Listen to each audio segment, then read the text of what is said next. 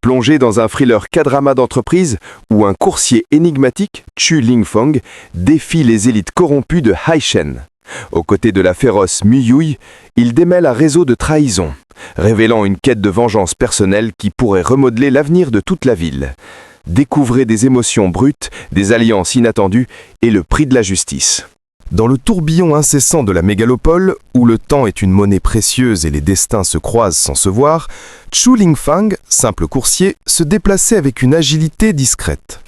Pourtant, sous son uniforme modeste, battait un cœur dont la perspicacité dépassait de loin les apparences. Son chemin croisa celui de Mu Yui, la petite fille de Maître Mu, héritière potentielle du puissant groupe Mu. Mais Yui, jeune femme brillante mais empreinte d'une certaine arrogance due à son statut, ne voyait en Lingfang qu'une ombre parmi la foule. Son dédain était palpable, sa patience inexistante. Mais le destin, souvent taquin, avait d'autres plans. Lingfang, d'un simple coup d'œil jeté sur des documents éparpillés après un incident, décela des failles majeures dans les données du groupe Mu. Des failles que les experts les plus éminents avaient ignorées. Ces paroles, d'abord accueillies par des rires moqueurs et des regards condescendants, furent paradoxalement entendues par Maître Mu lui-même. Le vieil homme, figure emblématique de l'entreprise, possédait une sagesse et une intuition rares. Là où les autres voyaient un simple coursier insolent, il perçut une vérité troublante. L'offre d'un demi-million pour l'explication de Lingfang, un geste de confiance inouïe, secoua les fondations de l'entourage de Mu Yui. Lingfang, avec une clarté désarmante, révéla l'ampleur de la fraude et la trahison interne. L'air était chargé de tension, les murmures d'incrédulité se mêlaient à la fureur silencieuse. C'était le début d'une alliance improbable, forgée dans le respect naissant d'une intelligence aiguisée et d'une sagesse inattendue face à un monde où les apparences règnent en maître. Ce moment scella non seulement le sort du groupe Mu, mais aussi les trajectoires de deux âmes que tout semblait opposer, prêtes à naviguer ensemble les eaux troubles du pouvoir et de la trahison. Le monde des affaires n'était pas le seul champ de bataille pour Chu Lingfang. Sa vie personnelle, bien que gardée secrète, recelait également son lot de blessures. Pei, son ancienne petite amie, incarnait la superficialité et l'ambition démesurée. Dans une scène empreinte de cruauté, elle le rejeta publiquement, s'alignant avec Guo, un homme d'affaires arrogant et sans scrupules, qui n'hésitait pas à humilier Lingfang devant tous. Le spectacle était dégradant, les moqueries fusaient, et l'amour-propre de Lingfang semblait mis à rude épreuve. Il avait pourtant préparé un cadeau, une bague somptueuse, la perle du cœur, un symbole de son affection, mais elle fut perçue comme un geste absurde d'un perdant. Le cœur de Lingfang, bien que meurtri, restait inébranlable dans sa dignité. Mais les apparences étaient trompeuses. La véritable nature de Guo se révéla rapidement lorsque ce dernier tenta d'intimider Maître Mu et Mu Yui. C'est à ce moment que Lingfang, brisant son déguisement de simple coursier, intervint avec une agilité et une force inattendues. Il protégea Mu Yui et son grand-père des sbires de Guo, révélant une facette de sa personnalité jusqu'alors inconnue. Ce fut un choc. La perle du cœur, rejetée par Pei comme une vulgaire imitation, se révéla être authentique, démasquant sa cupidité et sa cécité émotionnelle. Mu Yui, témoin de cette scène, fut profondément marqué. L'homme qu'elle avait si facilement méprisé venait de faire preuve d'un courage et d'une loyauté inestimables. Elle vit au-delà du coursier, perçant l'énigme de cet homme silencieux.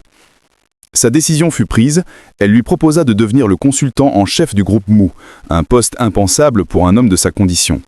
C'était le début d'une nouvelle ère, où la reconnaissance et le respect commenceraient à remplacer les jugements hâtifs, et où les émotions brutes façonneraient des destins insoupçonnés. Avec le titre de consultant en chef, Chu Lingfang entra officiellement au cœur du groupe Mu, non pas comme un employé ordinaire, mais comme une force catalytique. Mu Yui, ayant vu sa vraie valeur, lui accorda une confiance totale, un acte audacieux qui déconcerta les anciens membres du conseil. La première tâche de Lingfang fut de s'attaquer à la corruption endémique qui rongeait l'entreprise de l'intérieur. Armé de sa perspicacité inégalée, il démasqua rapidement les deux actionnaires véreux qui avaient orchestré la fraude et siphonné les fonds du groupe. Leurs visages, auparavant masqués par la respectabilité, furent exposés à la lumière crue de la vérité, leur complot mis à nu. La narration de Lingfang était une symphonie de faits incontestables, une analyse glaciale de la trahison qui secoua le groupe Mu jusqu'à ses fondations. Il ne laissa aucune place au doute, aucune échappatoire pour les coupables. Mu Yui, à ses côtés, observait avec une admiration grandissante l'efficacité redoutable de cet homme. Elle avait misé juste, et Ling Fong prouvait que son intelligence était une arme redoutable. Le démantèlement de la corruption fut une victoire éclatante, mais aussi une déclaration silencieuse. Ling Fong n'était pas venu pour panser des plaies, mais pour éradiquer le mal à la racine, pour restaurer l'intégrité et la grandeur du groupe Mu.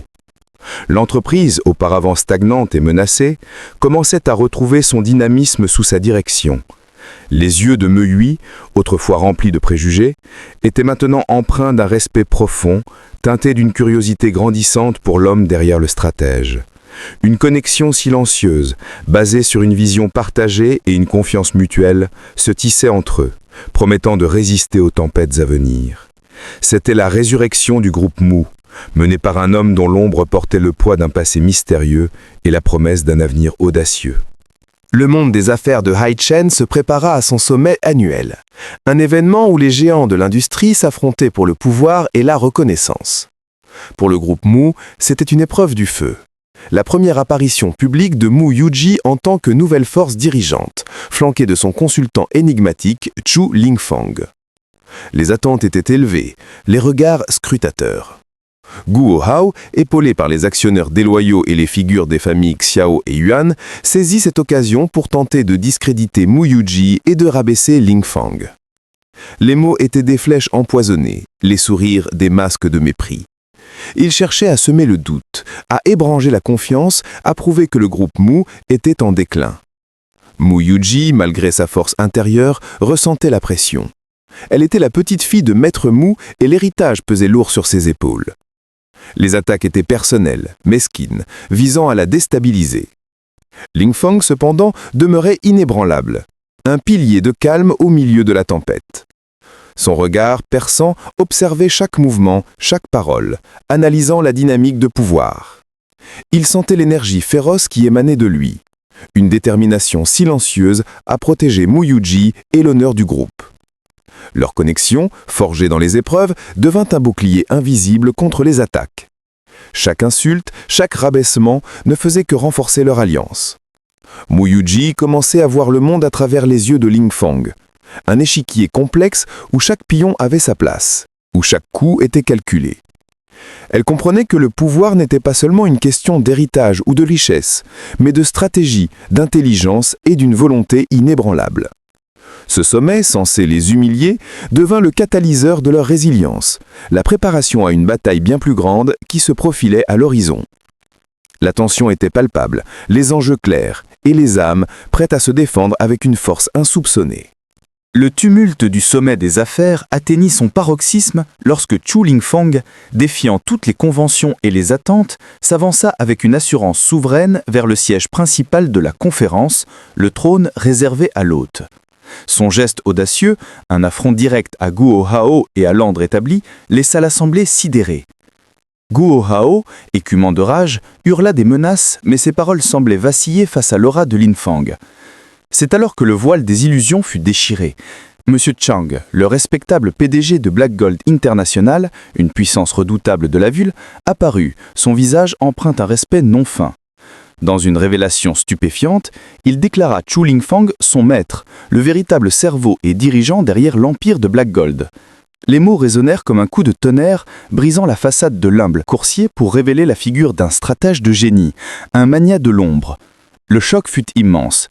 Guo Hao, dont l'arrogance était son seul pilier, s'effondra sous le poids de la vérité, son empire de mensonges s'écroulant autour de lui. Son humiliation était totale, sa carrière brisée en un instant. Mais les révélations ne s'arrêtèrent pas là. Duan Jian, une femme élégante et puissante, descendante de l'illustre famille Duan de Shanjing, fit son entrée. Son regard, intense, se posa sur Ling Fang alors qu'elle annonçait leur fiançailles. Le cœur de Ling Fang, déjà lourd du poids de son passé, put ébranler par cette apparition. Duan, bien qu'une alliée potentielle, était aussi un rappel douloureux des 4 familles de Shanjing qui avaient détruit la sienne il y a 10 ans. Son visage, bien qu'il ait masqué ses émotions durant le sommet, trahissait une profonde mélancolie. La victoire avait un goût amer, car le passé refaisait surface, le liant à des douleurs qu'il tentait d'oublier. Mu Yu, témoin de ces révélations successives, fut submergé. L'homme qu'elle apprenait à connaître portait un fardeau bien plus lourd qu'elle ne l'avait imaginé. La complexité de Chu Lingfang, ses multiples identités, ses liens avec des puissances insoupçonnées, tout cela laissa Mu Yu avec un mélange d'admiration, de confusion et une touche de jalousie inattendue. Le sommet s'acheva non pas par un accord commercial, mais par une onde de choc qui remodela l'échiquier du pouvoir à Haichen, révélant la puissance cachée et les blessures profondes d'un homme revenu des ombres pour réclamer ce qui lui était dû. Après les révélations fracassantes du sommet, une tension palpable planait entre Chu Lingfang et Duan Jian. Bien qu'elle ait affirmé leur engagement, Lingfang refusa catégoriquement cette union. Son refus, empreint d'une douleur visible, n'était pas un signe de mépris, mais une cicatrice profonde de son âme. Il y a 10 ans, sa famille, le fier clan Chu, avait été trahie et anéantie par les machinations impitoyables des 4 grandes familles de Shangjing, dont la famille Duan de Duan Jian faisait partie. Ce mariage, arrangé à l'époque, n'était plus qu'une relique d'un passé brisé, une chaîne qui le liait à ses oppresseurs. Lingfang lui-même avait échappé de justesse à la mort, forcé de reconstruire son empire dans l'ombre avec la vengeance comme seul moteur. Mu Yui, observant la scène, comprit l'ampleur de sa blessure. Elle vit au-delà du stratège puissant, perçant la solitude et le poids du traumatisme qui le hantait. L'histoire de sa chute, le sacrifice de sa famille, tout cela expliquait la froide détermination qui l'animait. Son refus de Duan Jian n'était pas un caprice, mais une déclaration déchirante de sa mission. Il ne pouvait pas se permettre de se lier à une famille qui avait participé à son malheur, même si une partie de lui ressentait encore une connexion avec Duan Jian, ou du moins l'idée de ce qu'ils auraient pu être. Il était un homme en quête de justice, et son cœur devait rester libre de toute attache qui pourrait entraver sa vengeance. Me Yui, touché par cette vulnérabilité inattendue, sentit une compassion profonde s'éveiller en elle. Elle réalisa que Lingfang n'était pas seulement un allié commercial, mais une âme tourmentée par une quête profonde et personnelle. Elle se promit de le soutenir, non seulement dans la bataille pour le groupe Mu, mais aussi dans son combat pour apaiser les fantômes de son passé. Leur destin était maintenant inextricablement liés, non pas par un simple contrat, mais par la compréhension et le respect mutuel né d'une adversité partagée. Une flamme naissante dans l'obscurité de la vengeance. L'anniversaire des 50 ans du groupe Mu aurait dû être une célébration joyeuse, un témoignage de la résilience et du succès. Mais l'arrivée inopinée de Fang Tianhua, l'héritier arrogant de la puissante famille Fang de Shangjing, transforma l'événement en un champ de bataille. Fang Tianhua, obsédé par Duan Jian et méprisant Lingfang, avait un seul but: humilier Chu Lingfang et le groupe Mu, et réaffirmer la suprématie de Shangjing. Son cadeau, une horloge funèbre, fut une provocation scandaleuse, une insulte directe à l'honneur du vénérable maître Mu. L'atmosphère devint électrique. Les invités, choqués, retenaient leur souffle. Fang Tianhua, sûr de sa supériorité et de l'appui des 4 familles, lança des piques empoisonnées, cherchant à déstabiliser Lingfang et à l'isoler. Il utilisa le lien de Duan Jian avec Lingfang pour tenter de semer la discorde, persuadé que le coursier n'était qu'un opportuniste sans véritable soutien. Mais Lingfang, avec son calme caractéristique, transforma l'insulte en déclaration. Il accepta l'horloge comme un symbole de longévité pour le groupe Mu, retournant l'intention malveillante de Fang Tianhua. Puis, le regard de Lingfang, empli d'une détermination glaciale, se posa sur Fang Tianhua. Ses mots résonnèrent dans la salle en silence, une déclaration de guerre claire et sans équivoque contre l'ensemble de la communauté des affaires de Shangjing. Il jura de faire payer les 4 familles pour la destruction de son propre clan, promettant une vengeance qui allait ébranler les fondations de leur pouvoir. La salle fut plongée dans un silence stupéfait, les invités réalisant la gravité de la situation. Ce n'était plus un simple conflit commercial, mais une guerre ouverte portée par un homme qui avait tout perdu et tout à regagner. Mu Yui, se tenant fermement aux côtés de Lingfang, ressentit le poids de cette déclaration. Elle savait que le chemin serait périlleux, mais sa détermination à soutenir Lingfang était inébranlable. Elle voyait en lui non seulement un homme vengeur, mais un leader qui se battait pour la justice, même si cela signifiait affronter des forces colossales. La célébration d'anniversaire était devenue le théâtre d'une bataille épique, et l'âme de Haichen se préparait à affronter les ombres de Shangjing, menée par un homme dont le destin était de déterrer le passé pour forger un avenir. La déclaration de guerre de Chu Lingfang contre Shangjing ne resta pas sans réponse. Fang Tianhua, arrogant et sûr de la supériorité de sa famille, tenta d'écraser Lingfang en ordonnant à son quartier général de Shangjing de paralyser Black Gold International en 1 minute. L'attente fut tendue, chaque seconde semblant une éternité. Mais le silence qui suivit fut plus assourdissant que n'importe quel coup de tonnerre. C'est alors que la nouvelle tomba, impitoyable et dévastatrice. La famille Fang, pilier de Shangjing, était tombée. Ses actifs avaient été gelés, son empire anéanti en un clin d'œil par la stratégie fulgurante et impitoyable de Ling Fang. La salle entière fut saisie par la stupéfaction. Fang Tianhua, l'homme qui se croyait intouchable, fut réduit en miettes, son arrogance pulvérisée par la force cachée de Ling Fang. C'était une démonstration de puissance inégalée. Une preuve éclatante que Chu Lingfang n'était pas seulement un stratège, mais une force de la nature, capable de démanteler des empires avec une précision chirurgicale. Goao, déjà humilié, assista à la chute de son protecteur, réalisant l'étendue de sa propre folie et de sa faiblesse. Ses alliés de Shangjin l'abandonnèrent, le laissant seul face à sa ruine, son destin scellé par l'homme qu'il avait tant méprisé. Muihui observait Ling Fang, son cœur rempli d'une admiration mêlée de crainte. Sa détermination était absolue, sa vengeance implacable. Duan Zhan, déchiré entre la loyauté envers sa famille et son amour pour Ling Fang, tentait de le supplier d'arrêter, de le convaincre de revenir à Shangjin. Mais Ling Fang, bien que reconnaissant son sacrifice et sa loyauté, refusa de céder. Son chemin était tracé, la vengeance de sa famille était sa priorité. Il ne pouvait pas se permettre d'être détourné de sa mission. Le destin de ces hommes et femmes était désormais lié à cette guerre. La chute de Fang Tianhua et de Goao fut un avertissement retentissant pour tous ceux qui oseraient s'opposer à Chu Lingfang. C'était la fin d'une ère et le début d'une autre, où les vrais dirigeants n'étaient pas ceux qui montraient leur richesse, mais ceux qui possédaient l'esprit et le courage de défaire les tyrans, même au prix de leur propre cœur. Malgré la victoire écrasante sur la famille Fang, Chu Lingfang et Muihui savaient que la guerre était loin d'être terminée. Les 4 grandes familles de Shangjing, bien que secouées, restaient des forces redoutables.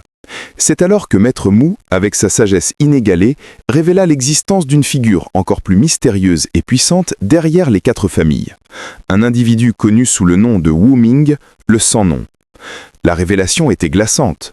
Wu Ming, le véritable marionnettiste, ne se trouvait pas à Shangjing, mais se cachait au cœur même de Yishen, dans le plus prestigieux immeuble de la ville, le Central Plaza, là où Ling Fang avait établi sa propre base secrète. Cette proximité troublante, cette invisibilité à ciel ouvert, soulignait la menace insidieuse qu'il représentait.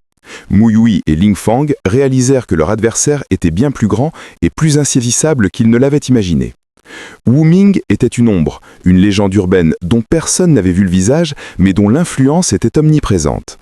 Maître Mu expliqua que seule une carte dorée spéciale, la Zunlong, pouvait ouvrir la salle secrète de Wu Ming au sommet du Central Plaza, un lieu inatteignable pour les mortels ordinaires. Ling Fang, avec son réseau d'informations et sa connaissance des rouages cachés du pouvoir, avait déjà eu des soupçons, mais la confirmation de Maître Mu solidifia la réalité de cette menace. Leurs discussions s'intensifièrent, les stratégies se peaufinèrent. Il ne s'agissait plus seulement de vengeance, mais de protéger Yishen d'une force manipulatrice qui risquait de plonger la ville dans le chaos. Muihui, de plus en plus investie et courageuse, devint une partenaire indispensable, son intelligence complétant la ruse de Ling Fang. La menace de Wu Ming pesa sur eux comme une épée de Damoclès, mais elle renforçait également leur détermination. Ils étaient prêts à affronter l'inconnu, à démasquer l'ombre qui tirait les ficelles, même si cela signifiait risquer tout ce qu'ils avaient reconstruit. Leurs âmes, liées par le destin et la cause commune, se préparaient pour la confrontation finale, sachant que la véritable bataille ne faisait que commencer. La confrontation avec Wu Ming, le maître de l'ombre, devint l'ultime épreuve pour Chu Lingfang et Muihui. Se frayant un chemin à travers les couches de mystère et de protection, ils atteignirent le sommet du Central Plaza, le sanctuaire invisible du sans-nom. L'atmosphère était chargée d'une tension palpable, chaque pas résonnant du poids des enjeux. Wu Ming, dont l'identité restait une énigme, fut forcé de se révéler, son influence insidieuse exposée à la lumière. Le duel ne fut pas une question de force brute, mais un choc des esprits. Une danse stratégique où chaque parole, chaque révélation était une arme. Ling Fang, armé de sa perspicacité et de la vérité sur la destruction de sa famille, démantela les illusions de Wu Ming, exposant les machinations qui avaient manipulé les 4 familles de Shangjing. Muihui, à ses côtés, fut son ancre, sa force inébranlable, apportant une clarté morale à la quête de Ling Fang. La chute de Wu Ming fut un moment cataclysmique, libérant Yishen de son emprise invisible. Bien que le chemin fût semé de pertes et de douleurs, Ling Fang trouva enfin une forme de paix, non pas dans la vengeance pure, mais dans la restauration de la justice. La communauté des affaires de Yishen, reconnaissante, le salua comme son nouveau leader, un visionnaire capable de forger un avenir plus juste.